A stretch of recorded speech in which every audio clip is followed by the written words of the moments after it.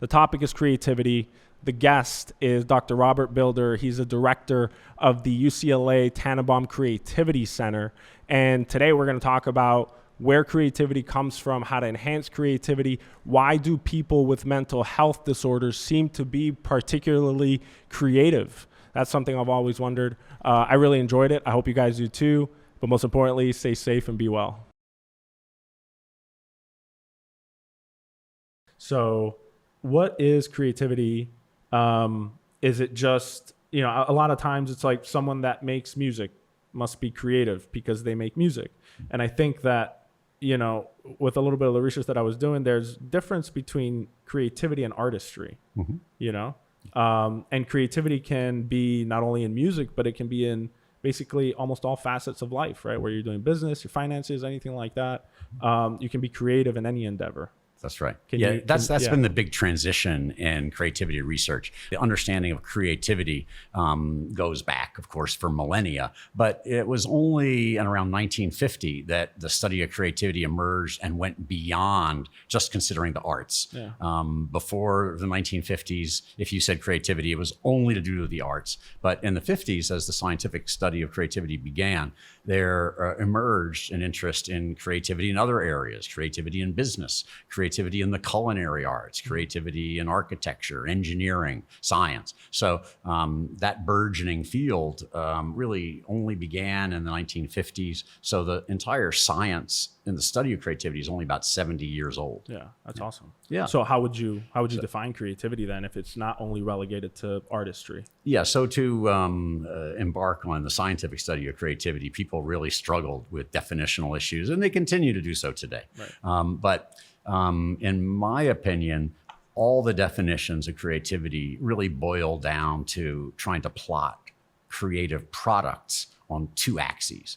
I mean, a lot of work has been done to try to identify who are creative people. Mm-hmm. That's a lot more challenging, and we could get into that if you're interested. Absolutely. But the typical approach has been to look at the products and see if the products are creative or not.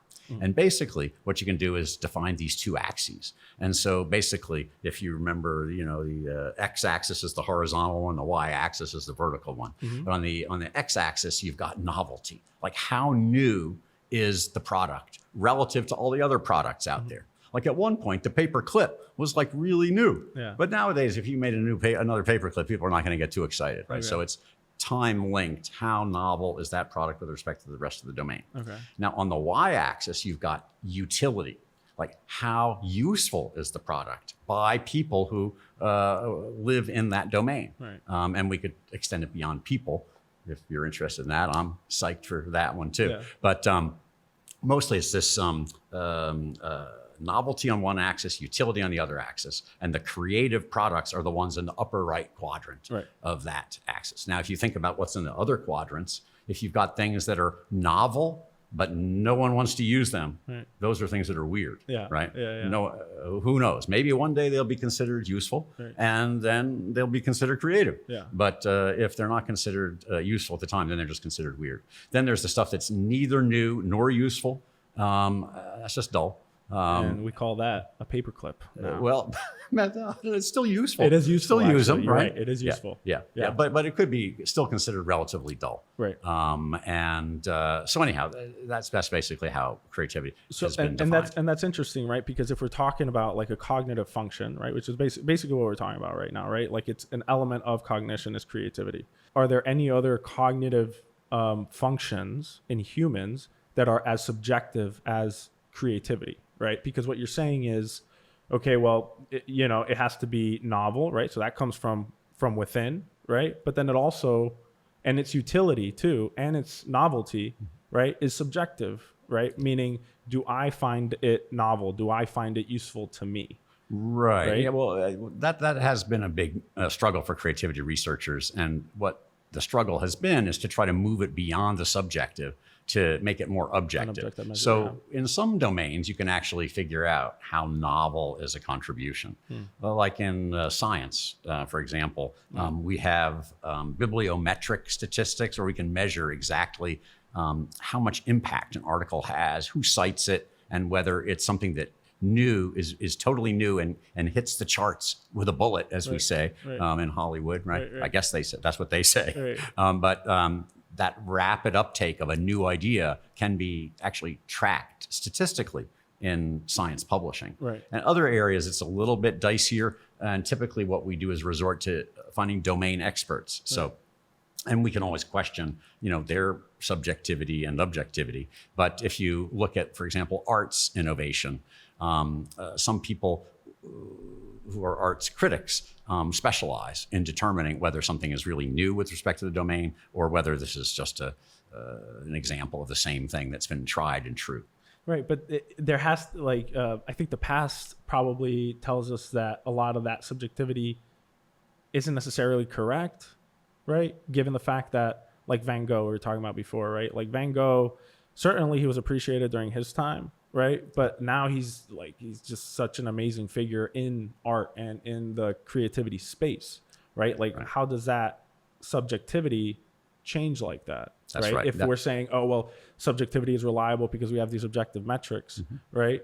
I think the fact that it changes and isn't uniform across time probably tells us that maybe it's not as useful as we probably thought. That's right. Yeah. And it's because of that a lot of current creativity research may be very significantly flawed, and you really benefit from the time retrospective.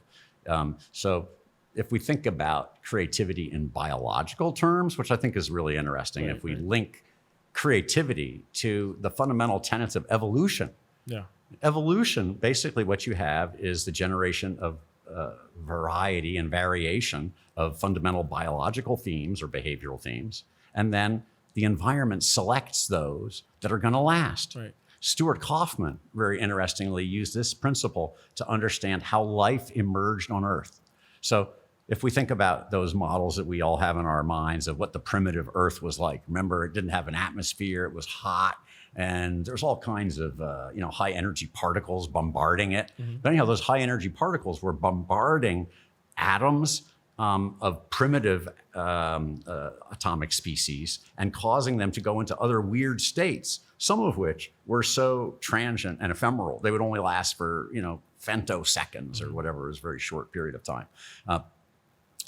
Others would persist.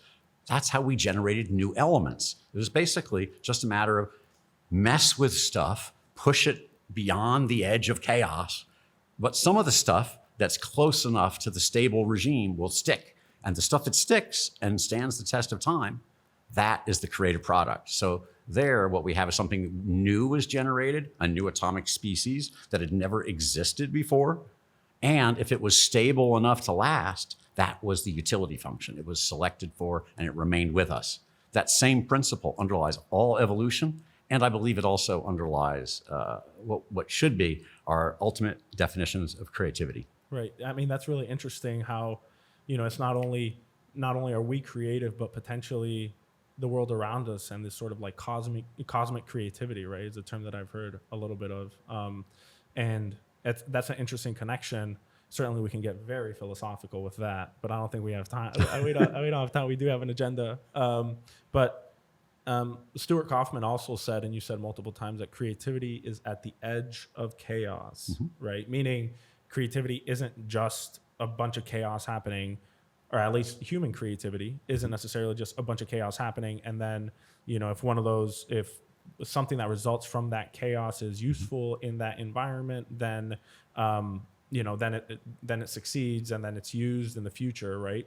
Right. But rather, it seems, and maybe you can extrapolate more on this, but like there's chaos, but then there's also a sense of order and stability and practicality, right? It's like, it's right at the edge of that. It's not definitely one thing. It's not definitely another thing, sort of in between. That's right. Yeah. So what Stuart Kaufman, I think, had identified, which is a really useful metaphor, and again, it's sort of visual that I'll try to explain, is basically if you imagine that we have all the possible behaviors, let's just think about behaviors, all the possible behaviors that could exist. And we have some that are key parts of our repertoire. They're repeated again and again. Those are all part of a stable regime of behaviors that are tried and true. We might call them our habits, et cetera. But every once in a while, for one reason or another, through our own initiative or through external pressures, we do something that's different or new. Now, as we push that up into the novel and unpredictable regime, that's what he would refer to as the chaotic regime. It's only those behaviors that escape from the totally predictable that get to the edge of chaos. And some will go beyond the edge of chaos such that they're really not useful behaviors or variations. Right. They produce no value. So it's only the things that are right near the edge of chaos, that are new enough to be escaping from the stable regime, but that emerge as being more valuable and more important than the other ones, that they end up being selected and reinforced. Right. I think there's some elements of things that happen in chaos that potentially happen coincidentally, right? There's not necessarily a purpose behind it that end up being, extremely useful to people and, almost miraculous or a godsend, right? Absolutely. And I think that the key thing that, I continually try to reinforce is the idea that there really needs to be balance in the way that we think about these things.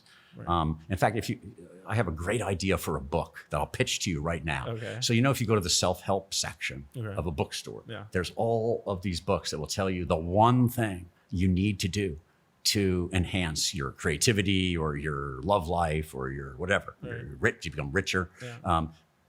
But every time you focus on one thing, there's always another thing that balances. So I want to write a book that's called The Other Thing, that focuses on, every time you focus on one thing, you're getting yourself out of balance. Sure. And so in creativity, I think that the balance is between novelty generation and stabilization. There's this fundamental tension where you want to generate new things, but also identify those things that are useful. That is what stabilizes them and brings them into that creative regime. Right. So you've got to constantly be pushing the edge. And there's a balance between what's internally generated and what's externally generated. Yeah. So we could think of one route to creative behavior is internally generated. Like Csikszentmihalyi has said, a key to creativity is to surprise someone every day. And also to surprise yourself every day. It's not as easy as you would think. It's like tickling yourself. It's not that easy to surprise yourself. Yeah. But by surprising yourself, you're invoking an internally generated plan to do things differently. Right. That's one route. Right. But at the same time, you could also expose yourself to a novel environment.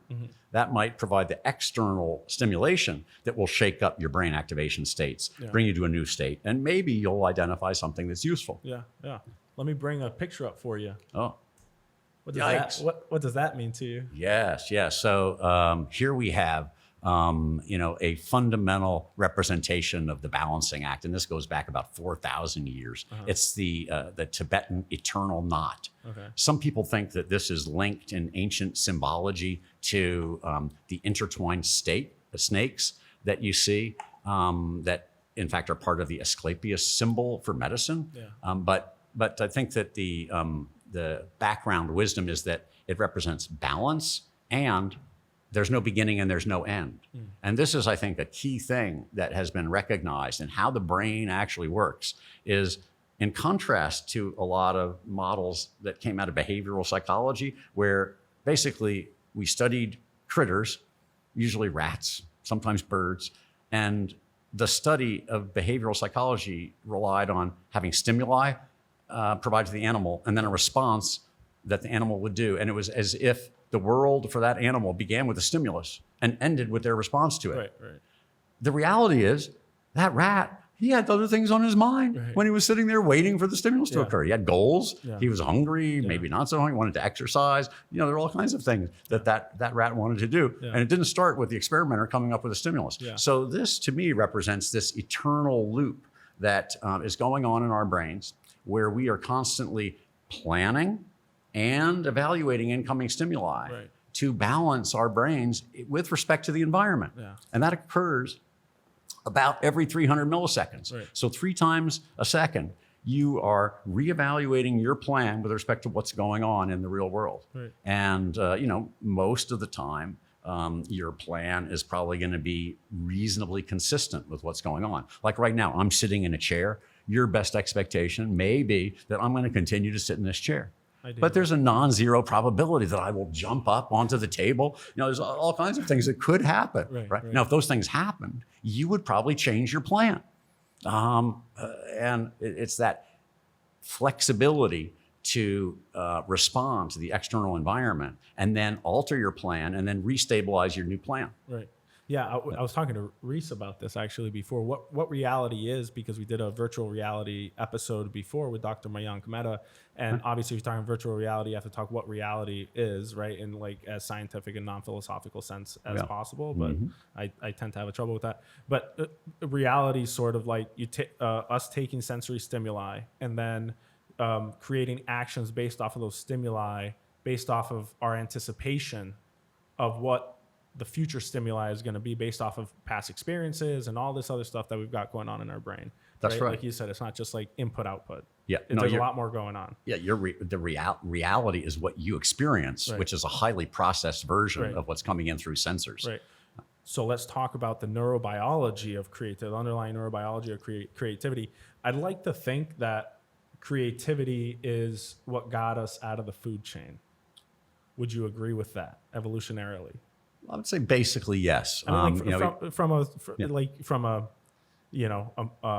muscle mass standpoint and other things, right? Like, I don't think we could compete in the wild with tigers and lions and different stuff like that. So like, what was it that actually, allowed us to branch off and actually get out of the food chain? I think creativity is like probably the thing that happened, right? Yeah, I guess people would, with that particular evolutionary development question, what's the boundary between creativity and what's intelligence? But yeah, I think almost all theories would suggest that we were more successful evolutionarily and able to dominate other species because we're smarter. Right. But I think smartness and creativity really do, go hand in hand to a certain level. Right. And we were able to innovate certain ways of defending ourselves and of developing weapons. Tool use to the point that we would use it to attack other animals and defend ourselves. Yeah. And also the development of social groups so that we had defensive structures that relied on, groups of us defending each other. Yeah.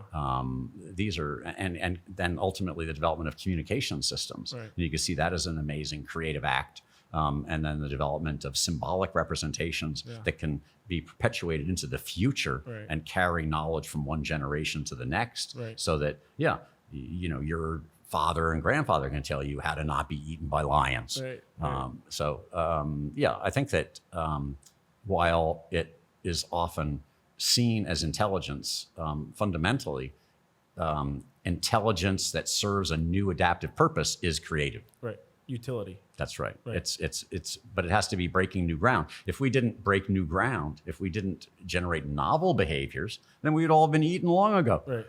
We had to develop these. We had to find the caves, develop fire, develop tools of various kinds. These are the things, innovations that gave us the adaptive advantage, and also just developing that cognitive capacity to do future-directed planning. To anticipate even better than they could what's going to happen next, and then to make plans of how to evade them or attack them. Right.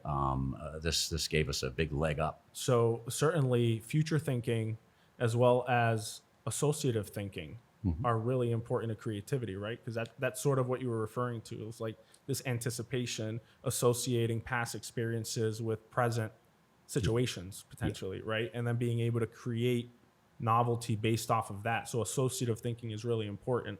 So can you talk about associative thinking a little bit? Sure. In terms of like maybe divergent and convergent thinking? Sure.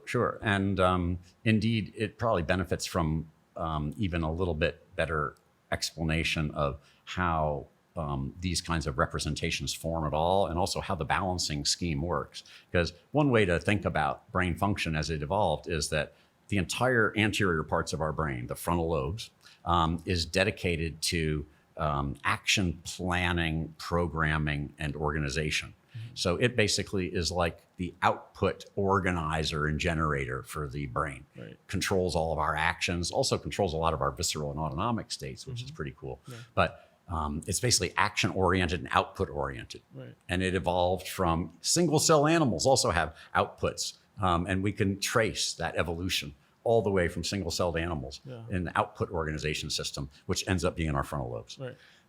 Then separately, not separately, but co-evolving with those frontal systems that control action, we have perceptual systems. Now, again, even the simplest one-celled animal has, some perceptual mechanisms like the dinoflagellate, a little one-celled animal with a little tail. Yeah. It's sensitive to light. And the light sensors on the animal's surface are located towards the top. So when the light shines on the top, the tail wiggles faster and it drives them towards the surface where the food is. Right. So this is really a great adaptive little system. But it's integration of the sensors with the motor action that's important. Our entire back of our brain governs vision, somatosensation, and audition in the occipital, parietal, and temporal lobes. And then the highest levels of integration is where you can integrate all of that information together. All the sensory information goes into this high-level parietal lobe set of structures, which are heavily connected with the frontal lobes. Right. So basically what you have is your frontal lobes are constantly setting expectations, shaking things up, tuning things to the environment, but the environmental perception and those representations, perceptual representations, are maintained in these posterior cortical regions. So the same regions that are activated at the time you're seeing something can be reactivated by your planning centers. Right. And they condition what you're going to see. So I don't know if you ever heard of, there's a particular effect in psychology called the McGurk effect. I have not heard of it. Yeah, so No. let's imagine I say these words to you. Bin, pin. Was it the same or different? To me, they were different. They were different, right? Okay. So now imagine though, and what you just showed is a really incredible feat of neurological finesse, because you're able to tell the difference between b and p sounds that occur only in the first 100 milliseconds of that speech utterance. They're very close. Now, if we blur it by a computer and make a sound that's right in between b and p, like pin. What was that, bin or pin? I don't know. Right, it's hard to tell, right? And I'm not even a computer to do it really well. Right. But imagine we play those sounds. Now, let's say, I'm not gonna say anything right now, but I want you to tell me if it's bin or pin. Pin? Pin, that's right. Just by seeing the plosive P, by reading my lips, Right. the visual stimulus influenced the perceptual representation, and you could actually hear something that is different. And we can play these intermediate sounds to people, which are indistinguishable, and we can change their response from bin to pin just by showing them the lip motions that go along with it. Right. So this is an example of how these top-down processes can help to lead to a convergence and the generation of what we actually perceive as reality. Right. Yeah. Now, in terms of I saw a study, and we talked about it before, where they looked at very creative people and the lesser creative people, and they found that when they gave them a list of words that weren't associated with each other, right? They asked them to say, okay, well, how associated are these words? The less creative people basically didn't find them associated at all, but the more creative people found them pretty associated, right? Relative to the less creative people. So what do you think about that in terms of just like being able to associate things that, maybe less creative people wouldn't be able to associate? Right. So this is an interesting thing about what is probably a cornerstone of the organization of brain activation states in creative people, people who are, naturally or spontaneously creative. And that is that they tend to have more widespread connections explored and maintain more random connections than maybe the most efficient. Right. We just did a brain imaging study of what we call big C creatives, people who are just unbelievably great scientists, unbelievably great artists, as acknowledged by their peers and, as documented by their work being, widely recognized and exhibited internationally, et cetera. Yeah. And what we found is that, when we did functional imaging studies, and then we looked at the network organization. And when we look at brain network organization, we can use a number of tools that come from graph theory, and they're pretty cool, helping to understand what's talking to what in the brain. A good analogy of those little maps you get when you're flying about the airline routes, like you can see that like LAX, Los Angeles is a big airport, it's a major hub. You got a lot of stuff coming out of there. And you see there's, Dallas, there's Miami, there's Atlanta, there's New York, there's Chicago. These big hubs tend to be where a lot of flights are coming in over long distances. Right. But then you got the regionals where, you got local flights that are spreading out. Now, this is a very efficient network organization that enables us to get from, Burbank to Duluth. But we have to go to LAX and, Minneapolis first, right? Now, what we found in the brains of the big C creative people, these exceptionally creative people, is that they would take direct routes, like private planes, from Burbank to Duluth. Yeah. They'd have a direct connection there that, was probably rarely going to be used, but they were happy to explore it. They were able to make those leaps and go directly from point A to point B. So we see that's the ability to generate unique nodes of activation in places and connect them together and determine whether they're going to be useful or not. Right. This is probably a hallmark of creativity. Right. And same with the word list. If you give people two words that somebody else may think is not related because it's not part of the habitual linked pattern, but they may say, oh yeah, I can see the pattern there. Right. Yeah. Now I wonder that study, certainly these very creative people have been being very creative for a while, right? They're not just come out of the womb and they're just and you do an fMRI and you find that, they attain these shortcuts and connections, right? Right. Certainly, there's probably an element of creating for over an extended period of time, right? And a neuroplastic function that does to the brain, right? In the sense of like, well, maybe they form that connection from just trying to form that connection by being creative over such an extended period of time. Yeah. So there's a big chicken egg problem in a lot of brain research on creativity right now, where we see these differences in people who are identified in groups of being highly creative versus not so creative, and we don't know whether those changes have been the product of the experience or some kind of a genetically preordained process. Like we have a study of visual artists, we find they've got these big centers in their high-level visual cortex. I mean, the brain is actually bigger; they have more gray matter there. So we're wondering, well, is it because, and I think this is probably the right answer, because they've been spending decades doing visual art. They've been processing things visually, and they've been exercising those bits of their brain. And we now know that cognitive exercise does beef up the neurons in those regions, whether it leads to the production of new neurons, less likely, but to the proliferation of other processes that are connected with the neurons, the growth of the cells and their sub-processes.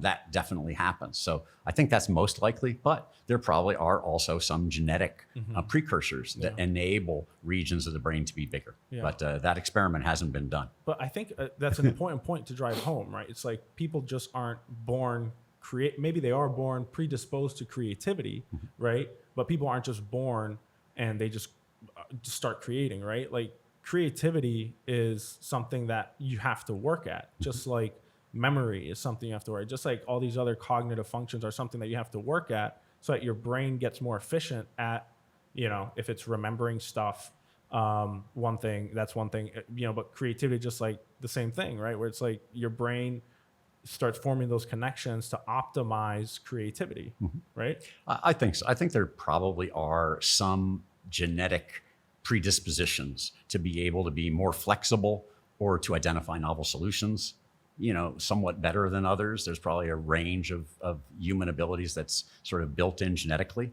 But I think that a lot comes from experience and the context and setting in which you're living. And really interesting, when we talk about where the rubber meets the road. I don't know if you've seen the book Creativity Inc. by Ed Catmull. I have not. Yeah, so this is a guy an incredible guy who just really wanted to do like computer animation and stuff like that. Went to the University of Utah in a particularly productive lab, doing like computer programming, engineering, and making stuff move around like animated stuff. Well, then he founded Pixar Studios, and they got acquired by Disney Animation Studios. But he has, for decades, studied what does it take to be creative in industry, in a creative industry. And I think no one would dispute that he's been very successful in doing that and done just some incredible stuff. But one of the cornerstones of the environment that he creates that enables creativity is to give people freedom to fail. And so I think that is a key constraint. You know, as we narrow the constraints and make people fight for their survival, their creativity goes down. Now there's another edge to that, as in everything in the balanced world, where harsh environments can produce creativity, because it's only when your back is to the wall that you may explore certain kinds of solutions, right? And a lot of animal creativity has focused on how creative animals can become when they're subject to environmental pressures. Right. I was just looking at some literature about a particular species of monkey that lives in a particularly arid environment, and they develop some really fascinating ways to use tools to get ants out of the ground. I mean, it was really incredible. Or another monkey that was able to figure out, no other monkey could figure this out, by the way. He had coconuts all around the place, but the monkeys couldn't open them. Right. It was too hard for. He figured out how to roll the coconuts down to a dock area where there was like a hard a concrete pier and a bunch of other rocks, and he'd throw it up in the air, high in the air, and it would crack. When it, Wow. Yeah, smart monkey. So, well, because I've read a little bit of literature, and I've seen stress is not conducive to creativity, right? Yeah. Whereas it sounds like back against the wall, that's a stressful situation to be in, right? Maybe there's a little bit of both, where it's like maybe your back is against the wall, but you're not, too stressed out, right? Maybe you're managing it okay. What do you think? Yeah, I think there are different paths to creativity. I think that there is some, exceptional creativity that comes from having one's back to the wall and being, and having to explore novel options because nothing else is going to work. Right. So that kind of pressure can be helpful. But typically, when we are under pressure, we tend to narrow the field of view and the number of possibilities, and we tend to hunker down and do whatever is the most habitual. Yeah. This is a well-known effect that has been studied with respect to anxiety and attentional broadening and narrowing. It's interesting, really interesting, that if you make people anxious experimentally, it's a sort of nasty thing to do, but psychologists do that. Experimental psychologists do it.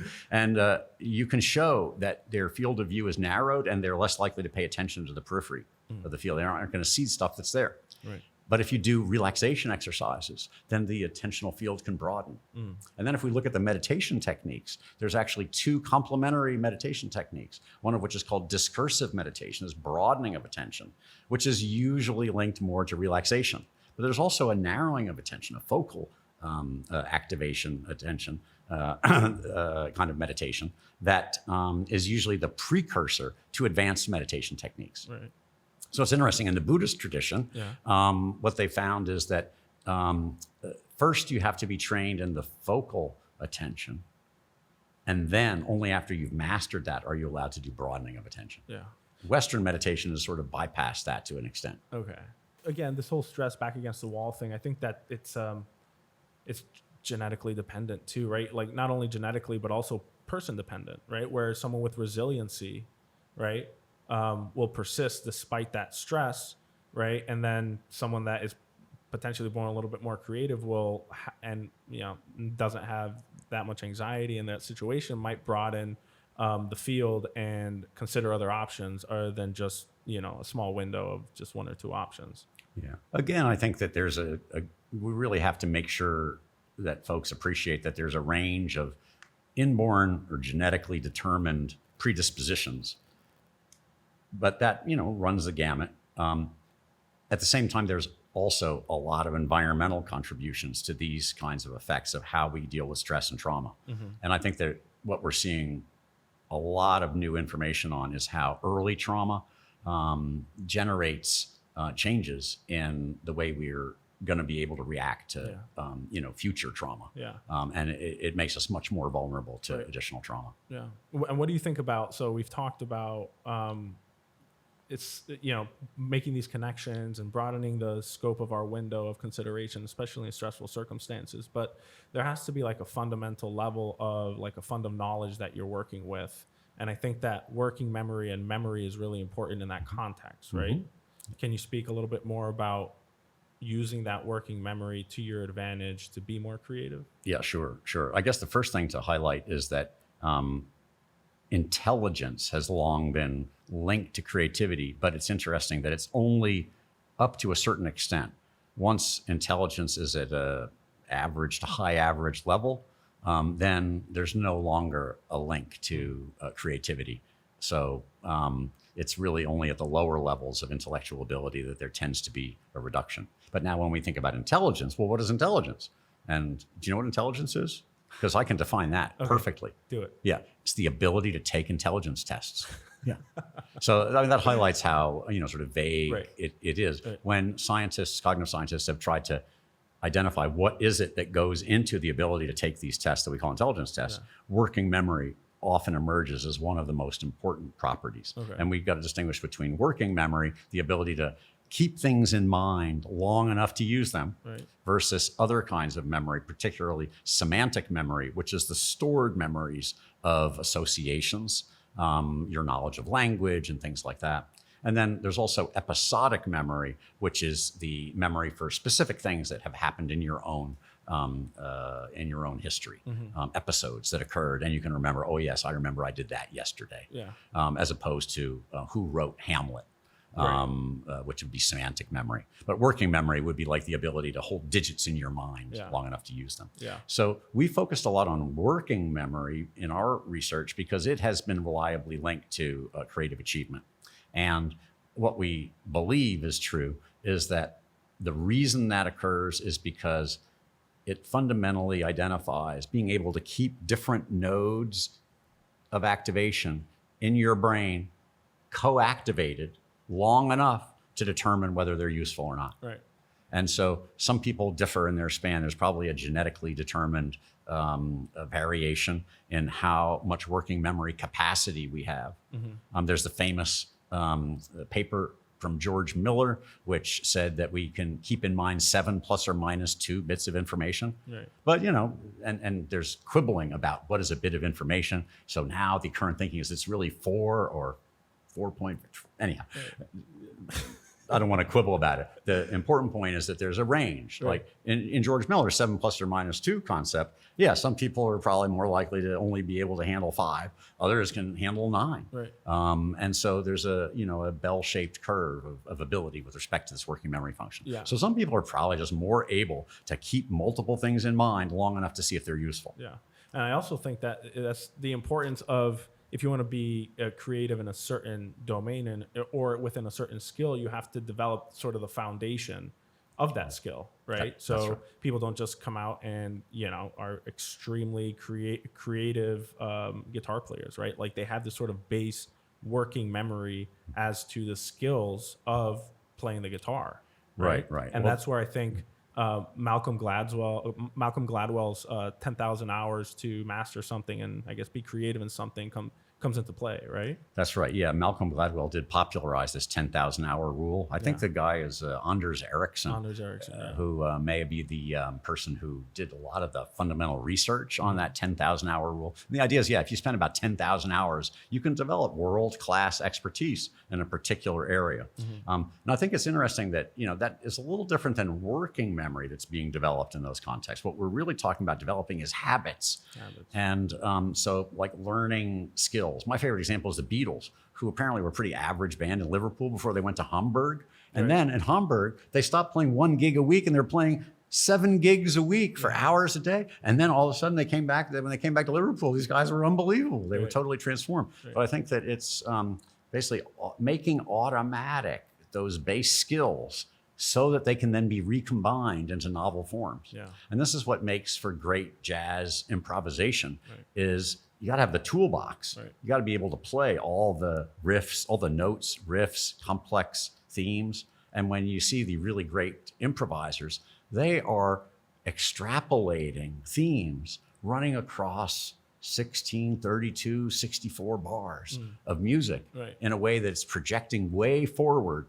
And all the stuff that's embedded in there is all automatic and it was pre-learned. Same with great concert pianists. I mean, they've got like entire incredible sequences of motor action.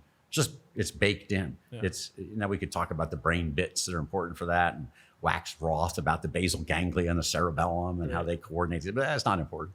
I mean, it's actually important to keep our profession from becoming overpopulated, to use fancy words that refer to specific brain parts. Yeah. We also got to keep ourselves from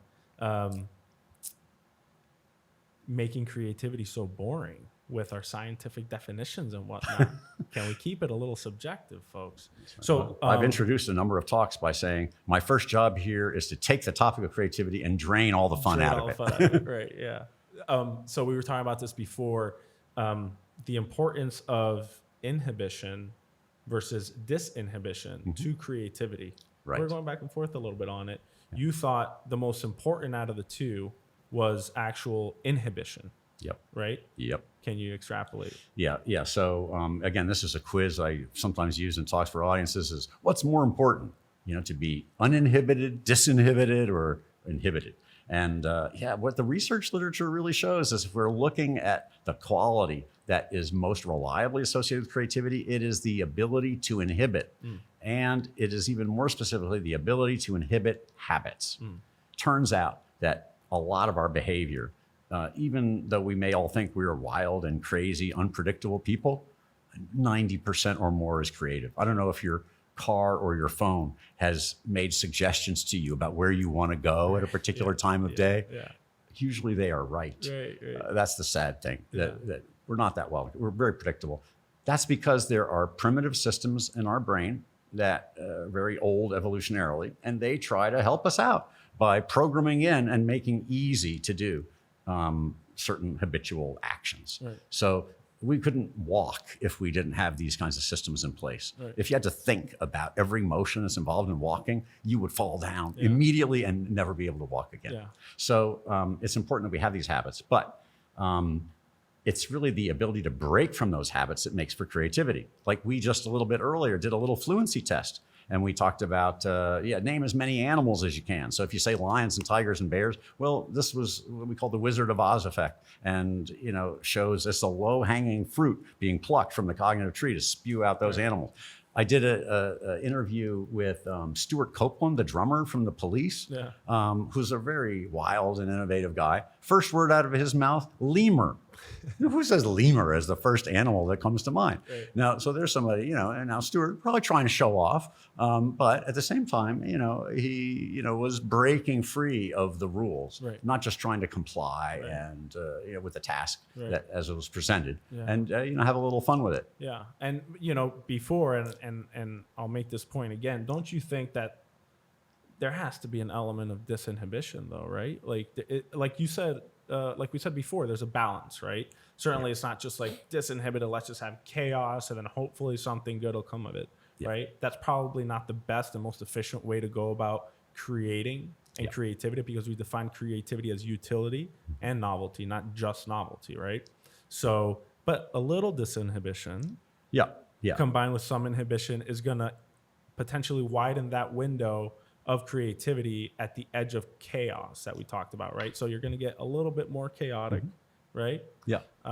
Which might not be a terrible thing. So I think it's certainly not an all or none phenomenon. And as we were discussing a little bit previously, the brain is built in a sort of a hierarchical way, where you've got immediate plans, and then you've got, what's my plan going to be if that doesn't work? My plan B, and then humans have such a lot of frontal lobes that they can have plan C, D, a whole repertoire of plans that may be available. And to be able to break loose from that, same thing can occur perceptually, by the way, is that you can have a particular percept that is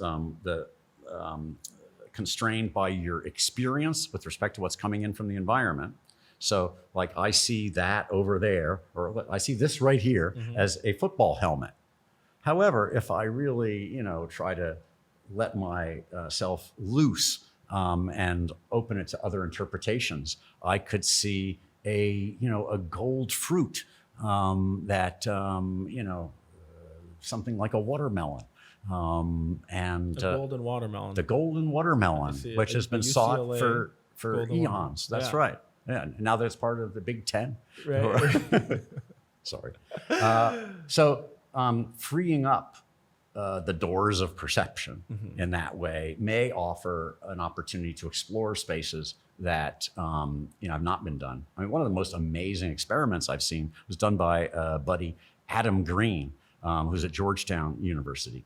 And he decided to do a study with transcranial direct current stimulation. Nice. It's basically, I was going to ask you about that too. Yeah, no, you can actually go online and you can, with common household supplies, construct a transcranial direct current stimulator using a 9-volt battery and some wires. Right. I do not recommend it. Let's be clear, not recommended. Yeah, we don't recommend it. But anyhow, so he did it with something he didn't make out of household supplies. He got a somewhat fancier kit. Okay. But basically stimulated these regions in the frontal lobes. And after applying that current, he showed that people, when they were doing an analogy problem, they picked more distant analogies. In other words, they were entertaining more creative solutions. Right. Now, you could question, by stimulating that area, was it stimulating novel or creative thinking? Right. I would suspect probably not. I think probably what it was doing is interfering with certain regions that then disinhibit the exploration of these other spaces. So it was removing some of the constraints. Right. So all the time, our brains are trying to find what makes sense. Do you think there's a role in using neuromodulation, like you said, TDCS, there's transcranial magnetic stimulation, a bunch of different neuromodulatory techniques. Do you think there's a role for that in, enhancing creativity? I do. I think that, the studies being done already with TDCS are beginning to show results that are really interesting. I think that what I'm somewhat more in favor of, although it has not been explored as much, is doing other things that don't apply external energy to the brain where we don't know what we're doing to it. Right. So the same concern occurs with psychedelic drugs, because they may have some of these effects of loosening the doors of perception, reducing the constraints on our brain activation states so that they can go in other directions. But we don't know what they're doing. Right. And there are all kinds of theories, but I mean, those theories, as are the theories for every other psychotropic drug that we know about, including antidepressants, anti-anxiety agents, that no one knows how they work. Right. That's a whole other conversation. But I think that there are ways to do neurofeedback and to do contemplative practice that may enable us to modify our own brains, exercising the circuits that are in charge of stabilizing cognition and making more flexible cognition. I think we could actually have exercises that would enable us to become more creative if we just exercise the right stuff. You brought up the psychedelic subject, not me. That's fair enough. It was on your list, though. So it was on my list. I did send you a list before. But all right, so you don't think that psychedelics? So the argument that I kind of give sometimes for using psychedelics for creativity is that, hey, we talk about breaking habits, right? That's an element of creativity, right? It's like getting out of that same rut, that same habitual sort of behavior that you were in, and then perspective shifts, right? So looking at something differently, right, which would imply novelty. Yeah. And I think that psychedelics do both of those things. I don't know if it's necessarily disinhibiting you in the sense of like alcohol would, right? But maybe just doing those two things. You don't think those two things might enhance creativity in some people? Yes. So I think that there can be what I think is an element of disinhibition is that if we think about all the constraints on our brain activations, a lot of it is sort of baked in of our brain trying to settle into particular activation states. Like we were talking about the perceptions of reality or perceptions of this football helmet. Right. So I have a hard time shaking that looks to me like a football helmet because all of my cognitive apparatus is under pretty, conventional, dull, boring conditions. Yeah. Now, if I were to add, a hallucinogenic drug, it would be much easier for me to see that football helmet flexibly dissolve into some other visual representations or different meanings. Right. Now, I believe that's because those drugs are eliminating some of the natural constraints we have in our brain for stabilizing perception. They're destabilizing our brains. Now, can that be very beneficial? I think that it can be. I think that there are people who reported really life-changing, transformative experiences for the better. My caution, however, is that because there's a whole recreational side and the science is not there yet, that people can do things to their brains that they didn't intend to do. Right.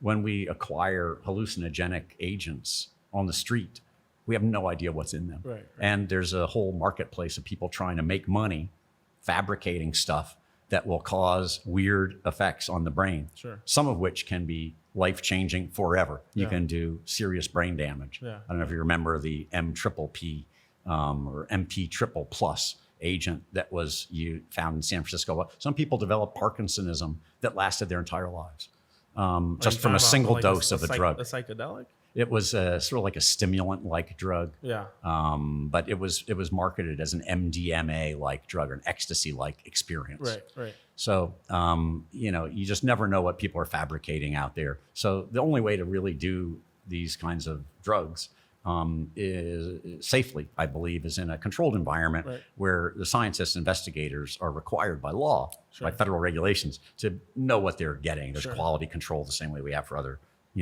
pharmaceutical agents. So that's, I think, the path forward for the time being. And I think that the research is a really active area of research right now. So I think that there's promise there. But I think that so many issues need to be understood better before, we can advocate, widespread use, especially to do something like enhancing creativity. Right. Now, can it work? Yeah, probably there are benefits. But why not do other things that are safer? Like just having the sense of being away can have an incredible effect. Like there's a colleague of ours and friend, Louis Schwartzberg, have you ever seen movingart.com? No. Makes this incredible thing. Whenever you see like a video of a mushroom growing and using time-lapse, high-res photography, or a wave breaking and you can see every droplet coming off of that, just by taking these unique and different perspectives, I think he is providing a kind of an experience that really is transformative and gives you the sense of being away. That kind of difference in perspective taking can, in and of itself, just by having the experience, be life-changing and life-altering. Right. So I'm in favor very much of having those kinds of experiences take place. Yeah. And then I think that also brings in the element of like emotion and motivation into creativity, right? What do you think about that? Yeah, it's, clearly a critical driver of creativity is drive and emotional connection. And there are a couple of different levels of that. One is that motivation is the key element in generating stuff. And when we looked at the different kinds of cognitive skills that translate well across all the species that we can identify and that are linked to creative achievement, it's just the number of products people generate, like Picasso, who's said to have done 10,000 or 50,000 artworks. I mean, this guy's constantly producing. Right. So it's not just probable. It's not just because he did a lot of stuff and some of it is creative. It's because he did a lot of stuff that more of it is creative. Right. I think that's the key thing. And I know an arts instructor, she says the best thing she does for her students is they have to do 20 versions of every exercise. Right. And it's only if they get to the 10th, 11th, 12th one that they begin to show new stuff. Because they're already getting rid of the low-hanging fruit and they're starting to produce the others. So that generativity, that requires motivation. If you don't have that motivation, you're going to give up and you're not going to. That's what Einstein said famously, is he's not smarter than anybody else. He just stays with the problem longer. So that, I think, is critically linked to motivation. But there's another interesting component of emotional connection, and that is that cold cognition is seldom the route to the most successful art that really grabs people's imaginations. The art that grabs people's imaginations often is very deeply connected. And indeed, excuse me? To who? Oh, to the artist or to the person appreciating the art? I think it has to be to both, because I think it's only through the artist, and the artist may not even know what they're doing. But I think that it's through that connection to their visceral and autonomic systems, to their feelings, and then putting it out into whatever medium they have available to them, whether it's in song, music, performance, art, visual arts, acting, comedy, architecture, by creating this visceral sense for others. That's a level other people connect to, and it bypasses the cognitive systems. Yeah. So the cognitive systems you could see as somewhat narrowing our scope of feeling, whereas wonderful art is often able to reach in and grab us by the guts and help us to feel something that we would not be able to feel otherwise. And I think that's one of the beauties of art. Yeah, I think that's all. So one of the interesting things about art is that, you know, when we talk about creativity in business or creativity in like science or something like that, right? We're saying, okay, well, this is new and it's going to be able to be used by so many people, right? Just utility in terms of like making their lives easier, like Amazon, right? Something like that. But something about art where it's like people are going to be able to emotionally use this, right? Like this is new and people are going to be able to attach their emotions, their feelings, and all sorts of these intangible elements of humanity are going to be able to attach to that.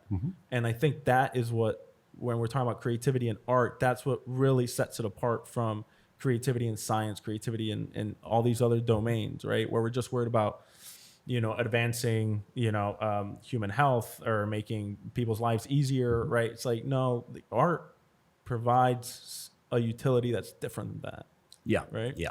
Yeah. And it's actually, we have an active project right now. We were lucky enough to get a grant from the National Endowment for the Arts to have a research lab. They have what they call the NEA research labs. And we have an NEA research lab at UCLA.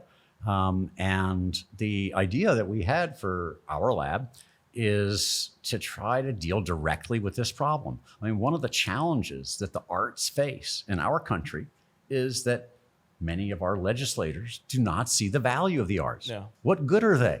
They win sometimes William Proxmire Golden Fleece Awards. Said, why are we paying for this art? Yeah. It's just, I don't understand it personally. But I think that what we need are better ways to show the value of the arts in ways that everyone can understand. So what we decided to do is to develop an arts impact measurement system.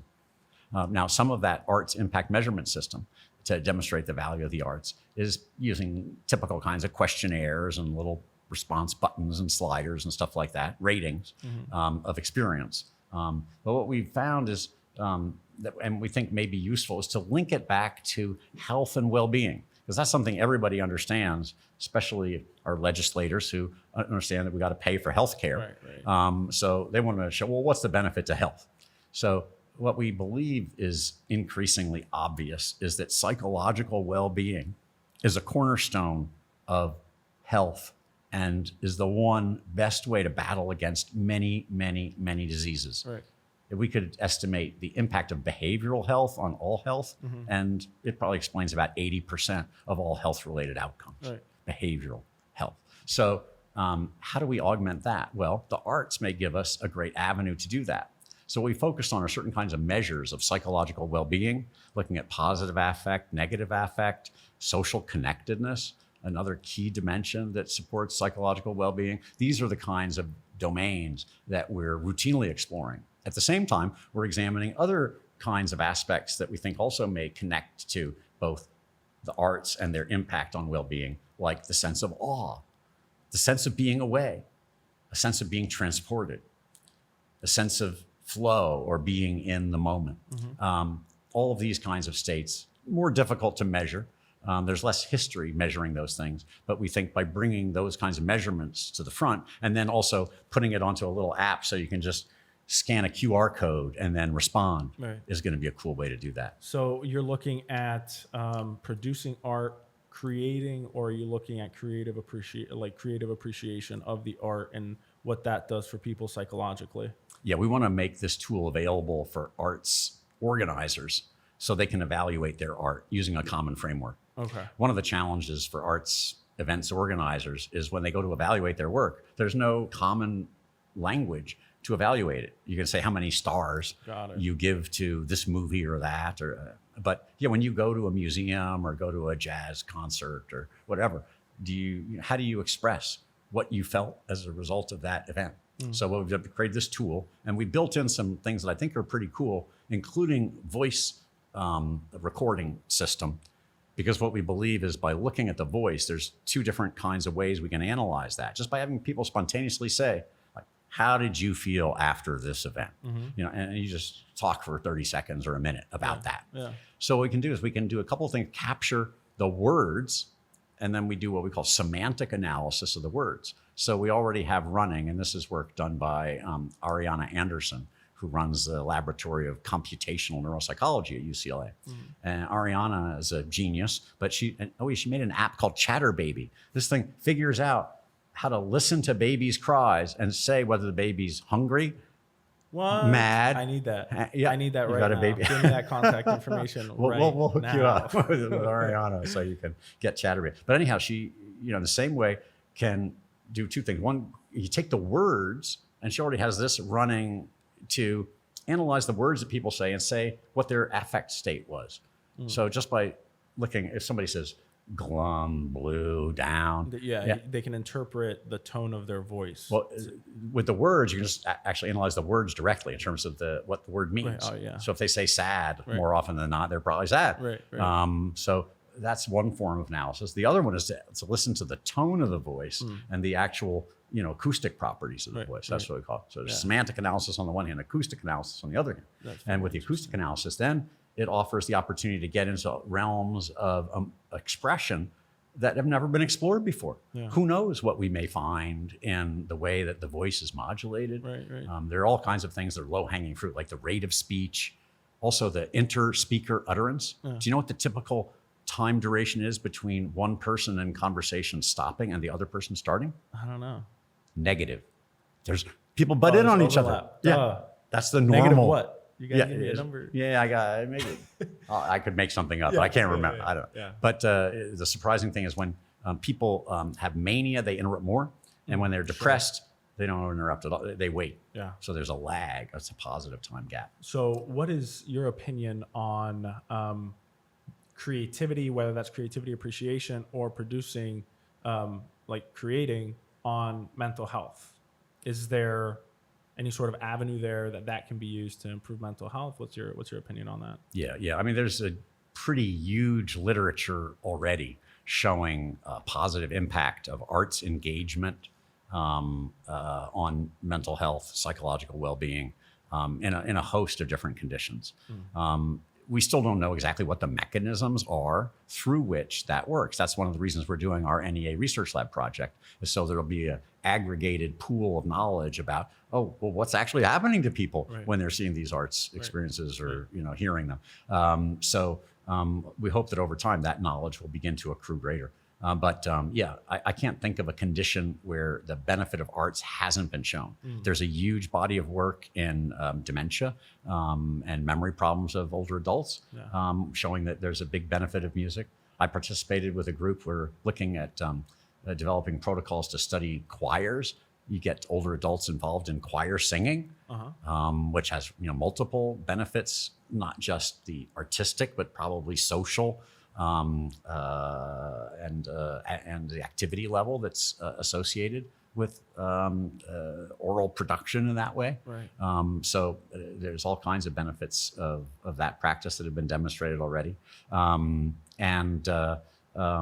know, the ability of arts to enable stroke rehabilitation, for example, for people to use melodic intonation therapies to help speech recovery has been, you know, widely demonstrated. It's recruiting other centers of the brain to enable the centers that have been damaged. I had this very interesting patient, I remember back in the day in my training, that couldn't speak, right? Because they had a stroke, couldn't speak, couldn't move, I guess, with the right side of their body, but he could sing Happy Birthday. The guy couldn't speak. He could understand language. But if you said sing Happy Birthday, he would sing it just like Happy Birthday to just like it was my birthday. You know, like pretty crazy. And the idea of leveraging that capability, right? There's got to be something there. There absolutely is. In fact, there's one of the interesting studies just from a theoretical perspective, comes from a neurologist named Jason Brown in New York. It's quite some years ago now. But what he did is what he called gestural facilitation. So basically you get people who, and typically language is impaired following strokes in the left hemisphere, and the region that controls speech is very close to the region that controls the hand. Right. So a lot of times you'll see that the hand, the fine motor movements of the hand are also impaired.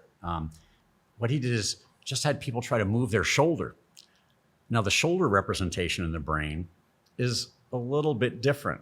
You know, it's a little bit moved away from the hand area, but by recruiting those parts of the brain that were adjacent to the hand area, he ultimately promoted better recovery of the hand movements and of speech, which is also in an adjacent area. So by engaging these territories, it seems possible to reformat the way that they're used, probably through the growth of new network connections.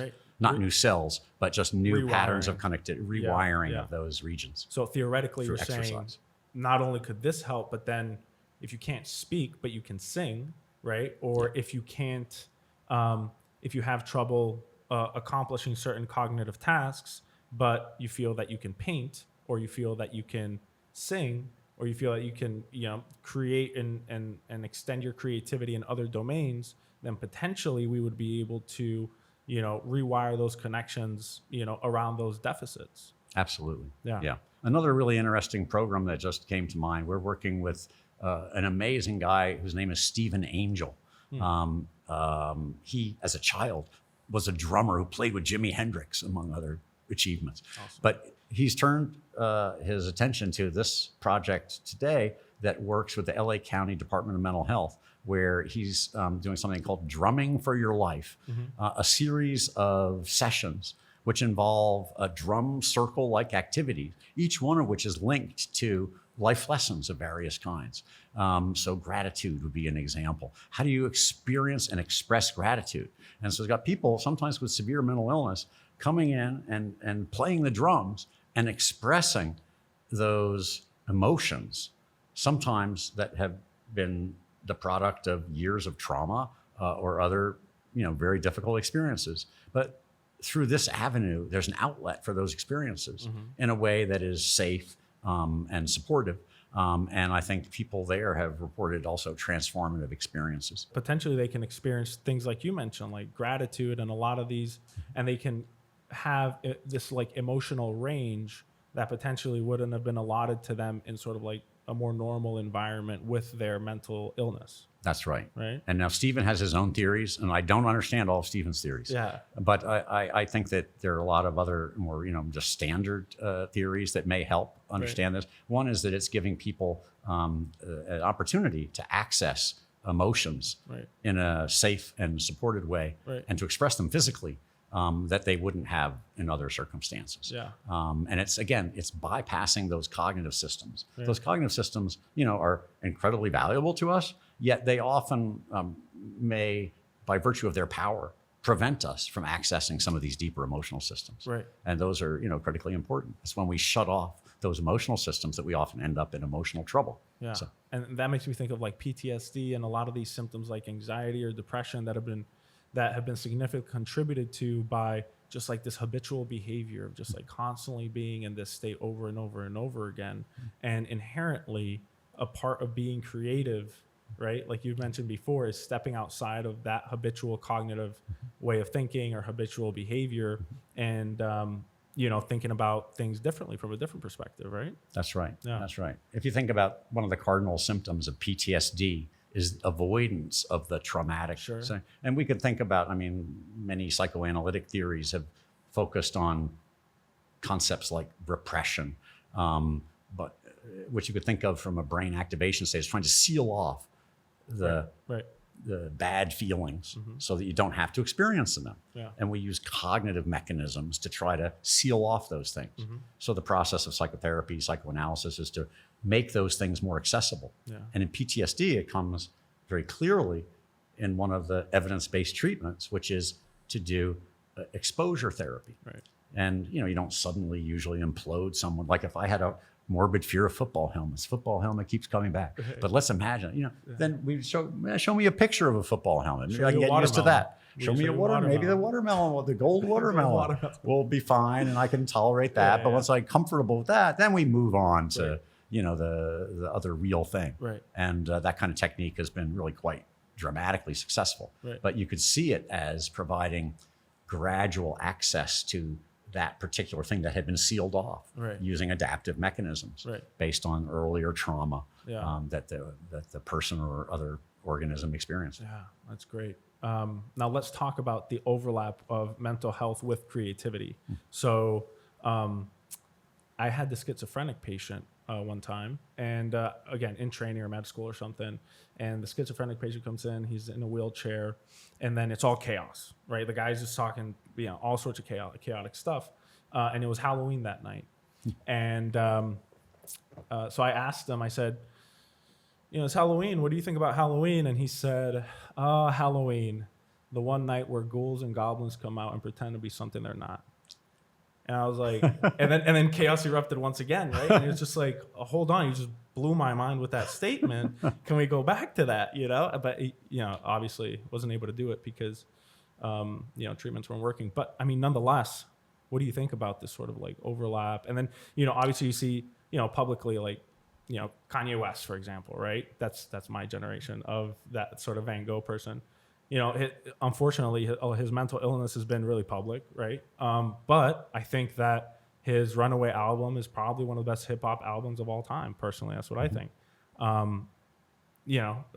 What's going on with like this overlap between mental illness and creativity? Yeah, this is an area that actually has been studied a decent amount. So I think we've got a bit of a handle on that.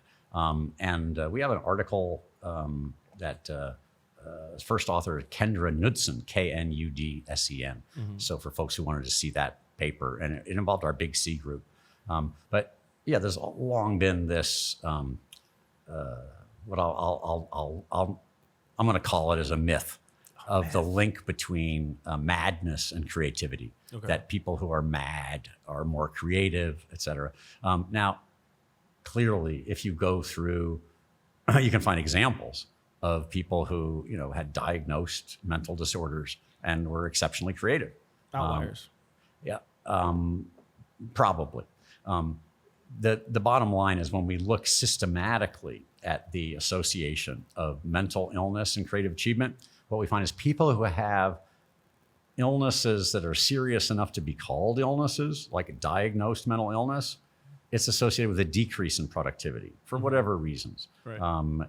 It's in some ways that you could see it almost as tautological, it's a definition of a mental illness that it causes a disruption in functioning, in adaptive functioning. Yeah. So just by the way we define mental illness, it sort of defines that it cannot lead to greater creativity. However, this is where I think the reality lies. What we see is that the first degree relatives of people who have mental illnesses show typically higher levels of creativity. Interesting. So here, and this supports the edge of chaos theory in my view, right, because what we would hypothesize is that they've inherited the genes that also led to mental illness in this other family member, but they had enough protective factors, enough things keeping them off the further reaches of chaos and closer to the edge, so that they were able to do productive, useful things. So what I believe the genetic information that we see and the association suggests is that the genes and the brain organization that may lead to mental illness is also associated with creativity, so long as it does not go too far, as long as it doesn't go over the edge. Right. Then it probably is associated with benefits for creative cognition. Right. In our Big C study, what Knudsen have you defined the Big C? You've defined the Big C. It's like really exceptional creativity. And then there's little c. That's right. Little c is like everyday creativity. Okay, all right. But this, of course, has led to there's a whole literature now on all other kinds of Cs, like professional C. Okay. So and there's a debate. Like even for our Big C people, we developed criteria that really suggested they were outliers in their domains. Yeah. But people could argue, oh well, maybe they're just advanced professionals. Right. And then there's been other kinds of C's that have been, identified. Right. Sorry to get you off track. Though. But basically I think it's, what we were seeing as big C's, exceptionally creative people who are, widely acknowledged by their peers and the world as being exceptionally creative in their domains. Yeah. And that kind of makes sense when you're thinking about, you have to be obsessed, right? Like you have to be obsessed with something to do it for 10,000 hours. Like there's got, I mean, like, and I've said it before, right? Like anxiety isn't necessarily a bad thing, right? I think I've said it the last like 3 podcasts for some reason, but like anxiety isn't necessarily a bad thing, right? Well, anxiety wouldn't exist if it wasn't adaptive. I had anxiety coming over here and having to talk to you all about creativity, right? No. But that was a good thing because now I've got like my little outline set up and everything here, right? But I mean, it's a motivating factor for me, right? It's an issue when it starts getting in the way of your relationships and life functioning and different stuff like that. But I think that lends credence to this sort of theory that you're talking about, which it's like the first family relative, right? There's a genetic maybe push towards, obsession and maybe some of these, psychological things, right? But at the same time, they're not becoming functionally debilitating where, they're not able to actually create anything because the psychological illness is just so overwhelming. Or to more flexible thinking. You mentioned obsessionality. So there, again, if we deal with this balancing act, we can think about the concepts of stability and flexibility. Stability has got positive connotations, right? Being stable, that's good. But if you're too stable and you just keep doing the same thing again and again, well, that's where we get into territory. If it's dysfunctional, that we refer to as obsessive or compulsive behavior, if it's disabling enough. On the other hand, flexibility. Oh, that's a good thing, right? You want to have flexibility, but if that becomes too extreme, then what we see are disorganized psychotic states where no one else can make sense of the threads in a person's communication and thinking. So, again, there are these dimensions of stability and flexibility. They're always in balance. We have an increased good understanding of what are the brain systems governing and organizing those balancing acts. And that I think is the key to both mental health and creativity is seeing the appropriate balancing of these tools and not having it go too far one way or the other. Right. Yeah. Excellent point. What do you think about sleep in the sense of creativity? I've heard a lot about solutions to problems have come to people in their dreams or right upon waking up, right? Where you have that sort of novel idea right upon waking up, and they suggest that you put the notebook right next to your bed and you quickly jot down whatever it is that either you dreamed of or you thought of right upon waking up. What do you think about that? Yeah, I increasingly believe that that sleep or dreaming state is in some ways similar to the kind of states that Adam Green was generating with the transcranial direct current stimulator, or maybe generated with psychedelic drugs, where we're eliminating certain constraints on the available cognitive activation states. We're also inhibiting motor activity in a way that is weird. But that aside, dreams represent a really interesting form of mental representation, free of external stimulus and somewhat less constrained by the internal drive states. So it's in some ways like a more free-floating, unconstrained brain activation pattern that we can get out of dreaming.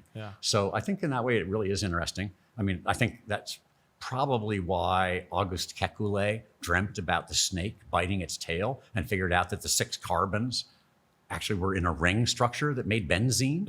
That was baffling people. They knew there were 6 carbons. They couldn't figure out, well, how could there be 6 carbons and have all these other properties? Figured out it's a ring. One of the key things, though, is that kind of dream discovery and the aha experiences that come out of dreams usually favors the well-prepared.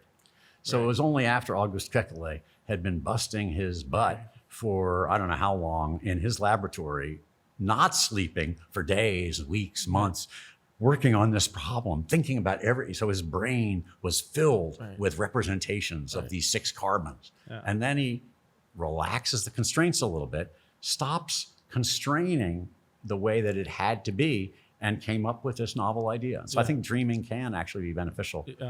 And sleeping probably can be beneficial too. Well, now sleeping is probably beneficial in a whole other bunch of ways, because I think that now a prevailing hypothesis is that the non-REM sleep, the non-dreaming sleep, probably helps to clean out your brain of toxic wastes. Yeah. That there's a change in the actual cell interfaces during deep sleep that enables toxic wastes that are coming out of the cells to go into the interstitial fluids and then be drained out of the CSF and filtered.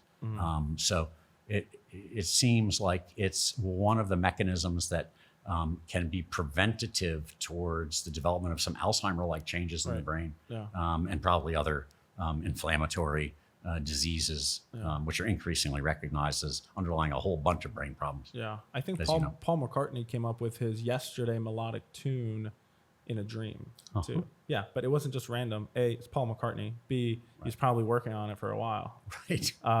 Can we talk about flow state real quick? Sure.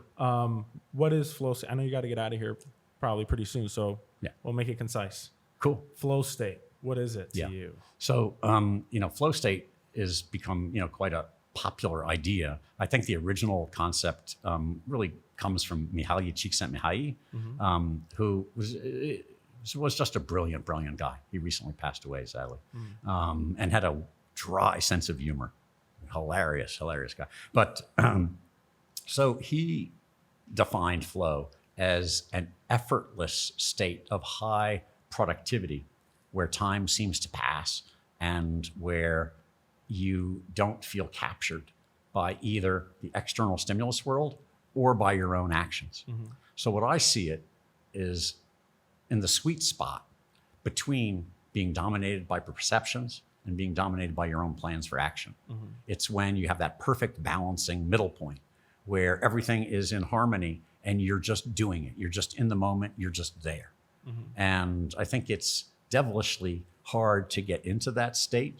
But again, I think that there are probably techniques through practice and exercise that could help us to recognize when we're being captured by the stimulus world or being captured by our own obsessive thoughts, and to just let it happen and to be in the moment and to pay attention. In fact, one of my favorite books is by Aldous Huxley, who most people know because he wrote the book Brave New World, which was a dystopian novel. There's another utopian sort of novel. It's called Island by Aldous Huxley. And anyhow, on this island, everyone is well adjusted. Everyone is trained from very early in life to be psychologically sophisticated and to be in touch with their feelings, to share them openly. They have a whole bunch of other good things. But one of the things that they did on the island was to train mynah birds who, capable of some speech imitation, at least. Some people think it's even cleverer than that. But anyhow, the birds would fly around the island. They were trained to say a few different phrases, one of which was, attention, attention. So you just be wandering around through the forest and all of a sudden, bird says, attention, and, it leads you to pay attention. And then they had one other phrase, here and now, boys, here and now. And while it may be sexist by saying boys, here and now is, I think, a message that we could all benefit from if we want to be in these flow states, to really be in the here and now, in the moment, and to recognize when we're being captured by either the outside world, outside pressures, or our own internal pressures, and let go of that. Do you think there's any ways to objectively measure flow state? Yes and no. So I think that what we've seen is the development now of many questionnaires. When I saw your question about how can we measure flow, what I've seen is that you can go to websites like positivepsychology.org or .com, but basically it's Martin Seligman's Positive Psychology website, and they've got 22 scales for rating flow experiences. I think that gives you the psychometric definition of flow, but it's not really giving us a brain measurement of flow. Right. To date, I haven't seen any really strong scientific experiments that persuade me that flow is actually being measured. Right. There's a lot of discussion in functional neuroimaging about what the default mode network is doing, what's happening in the rest state, what happens when we free our mental states of other kinds of activity. It's a work in progress as far as I can tell. And I haven't seen a good study of the flow state per se that's documented and persuaded me what are the brain systems involved. But you can send it over. I mean, I've seen some stuff on heart rate variability and a lot of like these peripheral metrics of the parasympathetic nervous system and an autonomic nervous system kind of working perfectly in tandem. I'm sure that's an element of flow, right? But it's not everything, probably, right? That's right. I think that, those kinds of measurements do relate to flow in a way that was identified by a guy named Carl Pribram back in the 60s and 70s, when the study of peripheral physiology was really hot. Yeah. And so there was a lot of studies of heart rate variability, heart rate acceleration and deceleration, pupillary changes, also changes in the sweat gland response, changes in auditory sensitivity, thresholds change. And so basically in the course of that work, they studied responses to novelty, including orienting and defensive responses, and other systems that were involved in stabilizing, an activation-based system. So anyhow, Pribram usefully distinguished what's called arousal from activation. And arousal is sort of like a bottom-up, flexibility-oriented kind of activity. It comes from the reticular activating system, right, and it arouses the brain and shakes things up. There's a forebrain system that is descending and serves to control, focused probably in the frontal lobes and basal ganglia, that helps to stabilize things. And so these two opponent processes also have unique relations to sympathetic and parasympathetic activation. And so, yeah, when you're in the ideal balanced state between sympathetic, parasympathetic activation, between arousal and activation, I think that probably is the flow state. But again, I think it's something that's devilishly difficult to study, because just getting people to, like I said, okay, now just assume the flow state for me. Go. Yeah. So, but maybe you'll do that experiment. Yeah, maybe.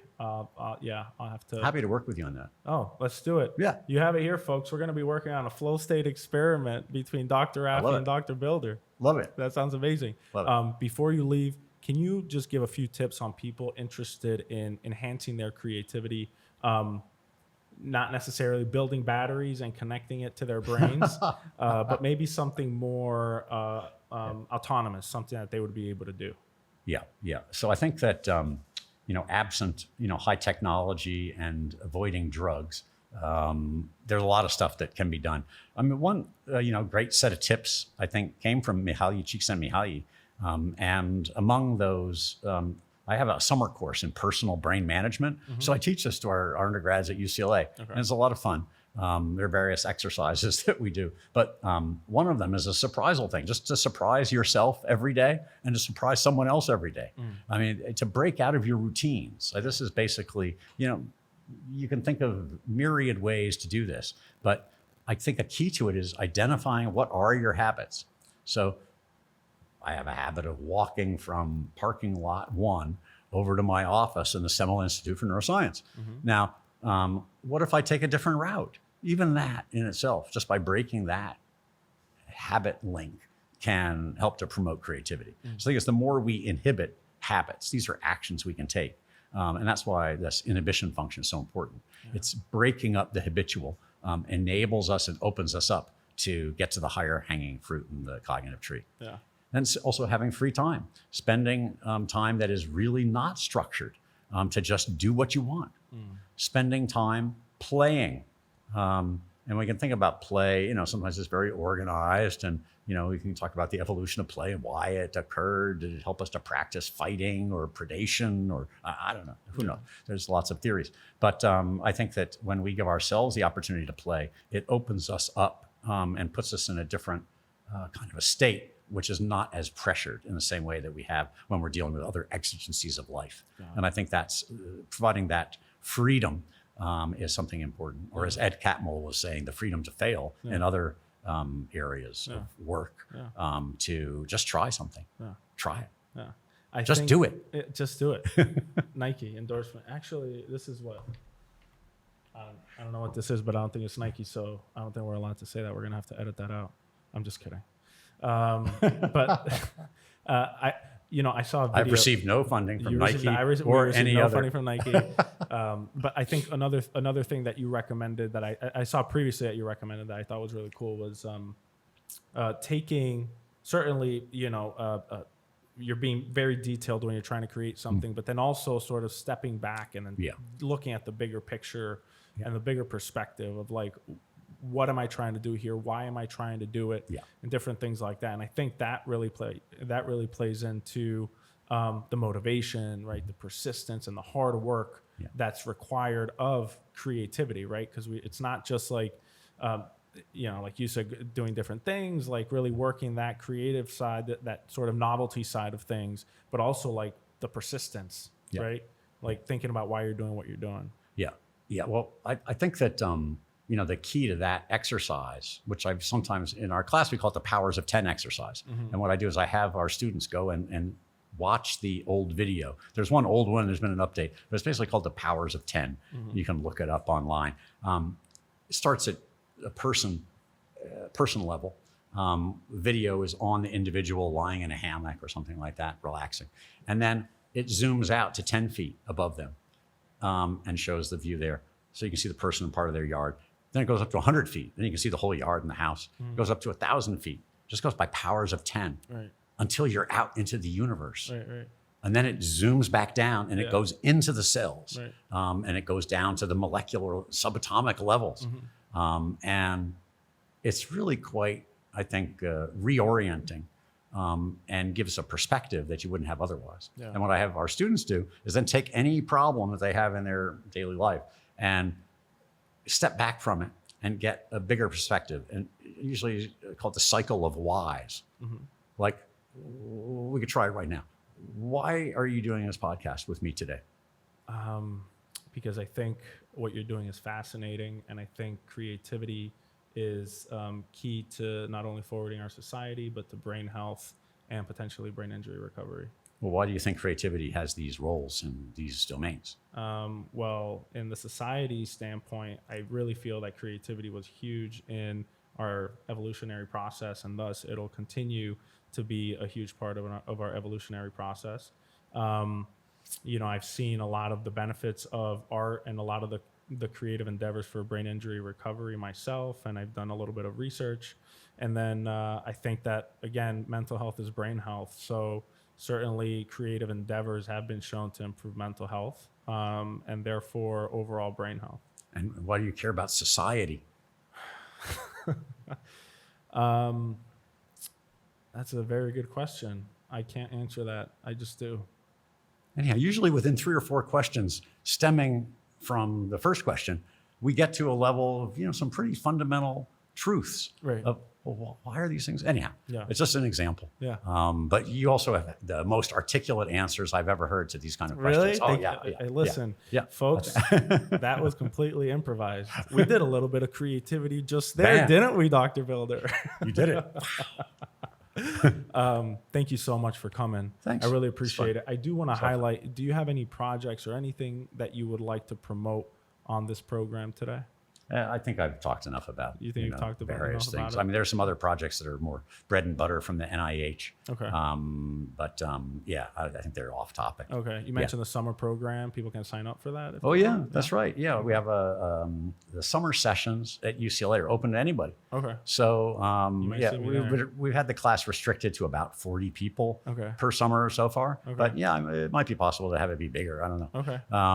Anybody's interested, we could. It's fun. It's a sort of structured, 6-week experience where every week we do a different activity of stuff that you could do to change your brain. Right. So we have creativity exercises being one piece of that. Other ones have to do with organization and time management, basically getting things done. Inbox zero. These kinds of keys to personal productivity, which is something our students are quite concerned about.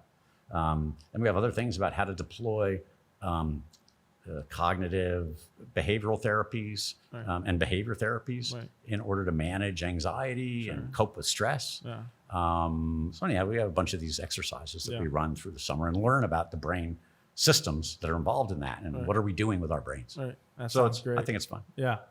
Creativity is, again, a huge subject, I think. Very important to brain health. I already said all this stuff when you were asking this, but I'm not going to say it again. But nonetheless, it's a huge subject, and I would love for you to be able to come back at some point, and maybe we can discuss it further. My pleasure. Awesome. My pleasure. Thank you so much for coming on. I appreciate it. It's been fun. Thank you, everyone, for joining. Ladies and gentlemen, Dr. Robert Bilder. Salute to the public. I love it. Please, if you guys have any questions, email the email in the video description, and I would be happy to forward it on to you if that's okay. Sure. And then connect you guys with any questions that you may have. And that's pretty much it, folks. Fantastic. That concludes the creativity episode of the UCLA BrainSPORT Podcast. Thank you, everyone, for joining, but most importantly, stay safe and be well.